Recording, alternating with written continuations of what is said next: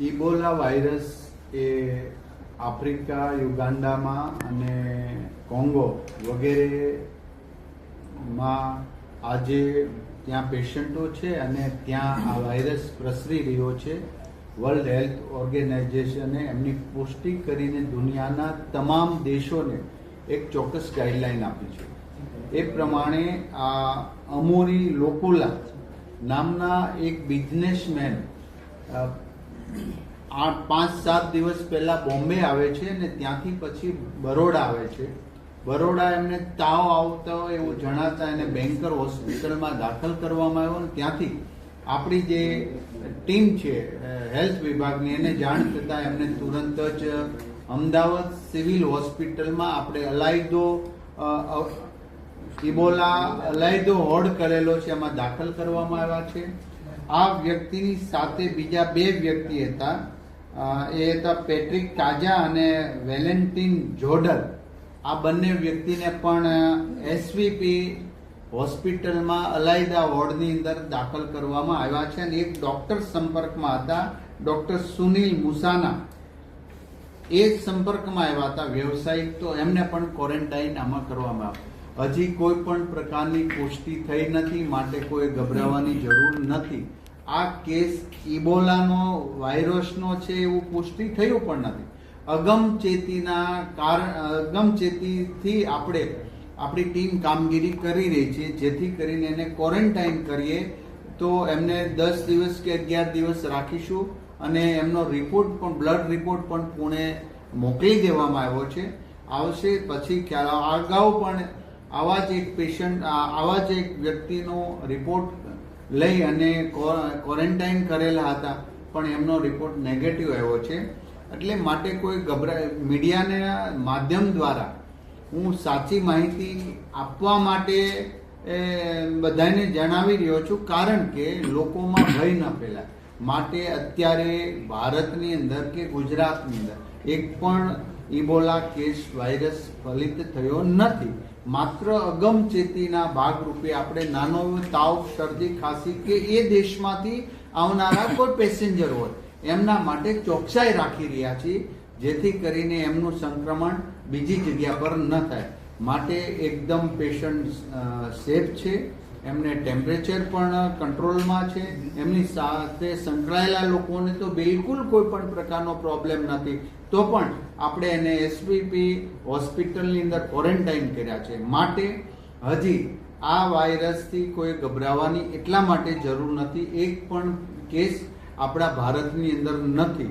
ઘણીવાર વાતનાથી અથવા તો ગભરાટ ફેલાવવા માટે અનેક સોશિયલ મીડિયા દ્વારા અનેક માહિતીઓ ખોટી પહોંચતી હોય છે લોકોથી, જેથી ભય ફેલાતો હોય છે. પરંતુ આરોગ્યની ટીમ સતત ને સતત આ બાબત પર ફોકસ કરી રહી છે. અમારી હમણાં મીટિંગ પણ ઉચ્ચ અધિકારીઓ સાથે સંપૂર્ણપણે એમની ચર્ચા થઈ છે, એમની સાથે મીટિંગ થયું છે.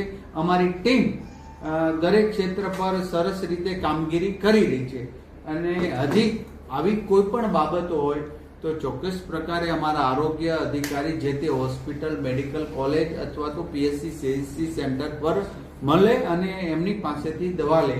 પરંતુ આ કેસ માત્ર યુગાન્ડા અને કોંગોથી આવેલા વ્યક્તિ માટે જ છે. એટલે ત્યાંથી આવેલા છે એટલા માટે આપણે શંકાસ્પદ તરીકે એમને મૂલ્યાંકન કરીએ છીએ. એમને હજી ઇબોલા વાયરસની છે કે નથી એ પુષ્ટિ થઈ નથી, માટે ગભરાવાની કોઈ જરૂર નથી. 5 दिन पहले अमूरी लोकोला नाम के एक व्यक्ति कोंगो कंट्री से यहाँ बॉम्बे आया था, बाद में बड़ौदा एक काम के लिए यहाँ आए थे. उसके साथ पैट्रिक राजा, वेलेंटिन जोडल 2 व्यक्ति थे. वो बिजनेस के लिए यहाँ भारत में आए थे. इसमें अमूरी लोकोला नाम के व्यक्ति को बुखार और सर्दी खांसी हुआ था, तो उन्होंने बैंकर हॉस्पिटल बड़ौदा में दाखल किया था. बाद में हमारी आरोग्य टीम ने जांच किया तो वो कोंगो देश से आया हुआ है और अफ्रीका खंड से आया हो. तो सेफ्टी के लिए हमने सिविल अस्पताल में दाखिल कर दिया है, क्वारंटाइन किया है, उसका ब्लड का सैंपल भेज दिया। अभी कोई पुष्टि हुई नहीं है, इसलिए किसी को घबराने की जरूरत नहीं। एक भी केस भारत और गुजरात में इबोला वायरस का अभी तक है ही नहीं। तो ये अगमचेती के साथ हमारी टीम काम कर रही है। तो ये मीडिया के माध्यम से मैं सभी को जागृत करता हूं कि सोशल मीडिया वगैरह से कोई अफवाह, कोई गलत मैसेज न फैलावे, इसलिए कि घबराहट से कई लोगों को कोई कुछ प्रॉब्लम होता है।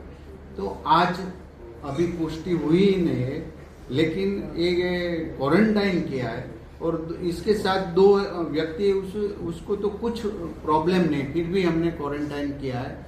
आरोग्य की टीम अस्पताल, एयरपोर्ट दोनों जगह पर पूरा जो प्रॉब्लम है उस पर निगाहें रखी हुई है, इसलिए आप सब घबराने की कोई जरूरत है नहीं। तो इसके अलावा और 3 लोगों, एक डॉक्टर था जो उसके संपर्क में आया था, उसका नाम है सुनील मुसाना, व्यावसायिक संपर्क में आया था, और 2 दोस्त उसके साथ था। लेकिन ये तीनों व्यक्ति को कुछ प्रॉब्लम नहीं है। सिर्फ अमूरी लोकुला नाम के व्यक्ति, उसकी उम्र है 37 ईयर। तो ये बिजनेस के लिए भारत में आए थे और कोई प्रॉब्लम नहीं है, अभी सब सेफ है। सिर्फ क्वारंटाइन करने के लिए ही हमने अस्पताल में रखा और सिविल में स्पेशल वार्ड की व्यवस्था की, इसलिए कि एक संक्रमित व्यक्ति शायद हो तो किसी को और को एक चेप न लगे, इसलिए हमने अहमदाबाद और सूरत 2 सिविल में उसकी एक्स्ट्रा व्यवस्था की है।